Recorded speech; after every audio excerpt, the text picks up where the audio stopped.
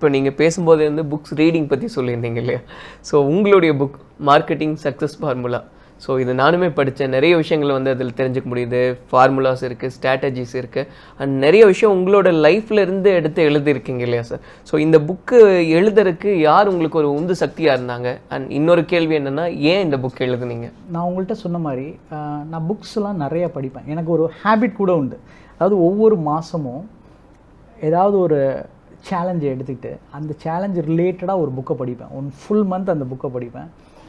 அந்த ஆத்தரோட ஸ்பீச்சஸ் எல்லாமே கேட்பேன். எஸ்பெஷலி நோபல் ப்ரைஸ் வின்னிங் ஆத்தர்ஸோட புக்ஸ் எல்லாம் படிப்பேன். பெரிய பெரிய ஆண்டர்ப்ரனர்ஸோட புக்ஸ் எல்லாம் படிப்பேன். எனக்கு அந்த பழக்கம் ஆரம்பத்துலேருந்தே இருந்தது. அதை நான் படிக்கும்போதே எனக்குள்ளார நம்மளும் ஒரு புக் எழுதுனேன் அப்படிங்கிற ஒரு எண்ணம் ஆரம்பத்திலே வந்தது. ஓகே, பட் மெதுவாக நான் ஆரம்பத்தில் எனக்கு என்னோடய லைஃப்லேயே கேட்டிங்கன்னா கூட அப் டு 33 இயர்ஸ் வந்து நான் என்ன பண்ணணும்னு எனக்கே தெரியல. லைஃப்பில் ரேண்டமாக நிறைய விஷயம் பண்ணிகிட்டு இருந்தேன். கிளியர் டிசிஷன் மேக்கிங், திங்கிங்லாம் இல்லை ஆரம்பத்தில் என்னோடய லைஃப்பில். ஸோ ஆனால் எனக்கு ஒரு விஷயம் புரிஞ்சுது. எனக்கு மார்க்கெட்டிங், சேல்ஸ், அட்வர்டைஸிங், பிராண்டிங் இதிலெல்லாம் இன்ட்ரெஸ்ட் சின்ன வயசுலேருந்தே இருந்திருக்கு. ஸோ நான் என்னோடய 33 இயர்ஸ் நான் வரும்போது நான் அதுக்கப்புறம் இந்தியன் இன்ஸ்டிடியூட் ஆஃப் மேனேஜ்மெண்ட் லக்னோவில் படித்தேன். கிளாஸில் படிக்கும்போது எனக்கு அந்த மோட்டிவேஷனல் ஃபேக்டர்லாம் அதிகமாக இருந்ததுனால பேட்ச் டாப்பராக வந்தேன். அப்போ தான் எனக்கு புரிஞ்சுது, நான் என் லைஃப்பில் அதுக்கு முன்னாடி ஸ்டேஜில் நின்று அவார்டுன்னு எதுவுமே வாங்கினதே கிடையாது. 33-34 வயசு வரைக்கும் ஸ்டேஜுக்கு போயிட்டு பெஸ்ட் எதுலையாவது ஒரு பெஸ்ட் அப்படிங்கிற ரிவார்டெலாம் வாங்கினதே கிடையாது லைஃப்பில். ஸோ நான் என்னோடய ப்ரொஃபஸர் மிஸ்டர் ராஜீவ் குமாரா வந்து எனக்கு கூப்பிட்டு, Rajesh you are the topper of the பேட்ச்னு கொடுக்கும்போது எனக்கு ரொம்ப சந்தோஷமாக இருந்தது உண்மையிலே.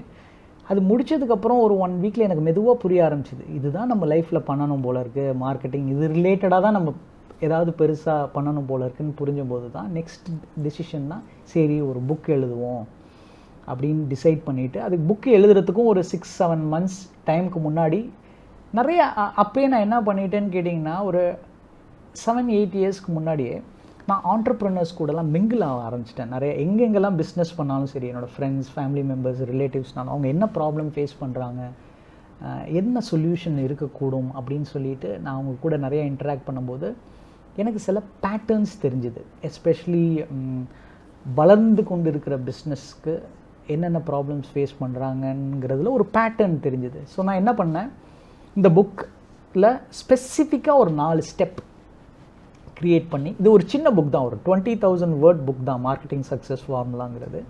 ஒரு 4 சிம்பிள் ஸ்டெப்ஸ் க்ரியேட் பண்ணி, நானும் லைஃப்பில் ஆஸ் அ கஸ்டமர் நான் மார்க்கெட்டிங்கில் என்னென்ன சேலஞ்சஸ்லாம் ஃபேஸ் பண்ணேன், என்னோடய கம்பெனிஸ்லாம் எப்படி என்ன ட்ரீட் பண்ணாங்க, நான் ஆண்டர்ப்ரனர்ஸை மீட் பண்ணும்போது அவங்க என்னென்ன சேலஞ்சஸ்லாம் ஃபேஸ் பண்ணாங்களோ அதையெல்லாம் கொலேட் பண்ணி அந்த 4 ஸ்டெப்ஸில் நான் கொடுத்துருக்கேன். Very very simple. அதில் என்னென்ன இன்டென்ஷனலாகவே நான் இந்த பிஸ்னஸ் ஜார்கன்ஸ், பெரிய பெரிய ஜார்கன்ஸ்லாம் அவாய்ட் பண்ணிவிட்டு ரொம்ப சிம்பிள் லாங்குவேஜில் நான் அந்த புக்கை நான் எழுதினேன். Main idea of the book அதுதான். நீங்கள் ஆஸ் அன் ஆண்டர்ப்ரனர் என்ன சில ஸ்பெசிஃபிக் ஸ்டெப்ஸ் ஃபாலோ பண்ணும். என் மார்க்கெட்டிங்கை பொறுத்த வரைக்கும் என்ன ஒரு சேலஞ்சுன்னு நீங்கள் நினச்சிங்கன்னா, ஏகப்பட்ட விஷயம் இருக்குது. கூகுள் அட்வர்டைஸிங் பண்ணணுமா, டெலிவிஷன் அட்வர்டைஸிங் பண்ணணுமா, பிரிண்ட் அட்வர்டைஸிங் பண்ணணுமா, இல்லை பிளாக் எழுதணுமா, இல்லை என்ன பண்ணணுங்கிறது ஆப்ஷன்ஸ் நிறையா இருக்கிறதுனால அதுவே கன்ஃபியூஷன்ஸையும் க்ரியேட் பண்ணும். ஸோ அதனால தான் ஒரு சின்ன ஃப்ரேம் ஒர்க் மாதிரி இருந்ததுன்னா ஆண்டர்ப்ரனர்ஸ்க்கு நல்லா இருக்குமே அப்படின்னு நான் நினச்சேன். இப்போயுமே ஆஸ் அ கன்சல்டன்ட் நான் என்ன பண்ணுவேன்னு கேட்டிங்கன்னா, சிம்பிள் ஆப்ஷன்ஸ் இவ்வளோ இது இருக்கும்போது நீங்கள் இதை மாத்திரம் பண்ணால் போதும் உங்களுக்கு ரிசல்ட் கிடைக்கும் அப்படின்னு சொல்கிறது தான் என்னோட ஒரு பிஸ்னஸாகவுமே ஆகிடுச்சு ஒரு கன்சல்ட்டிங்கில்.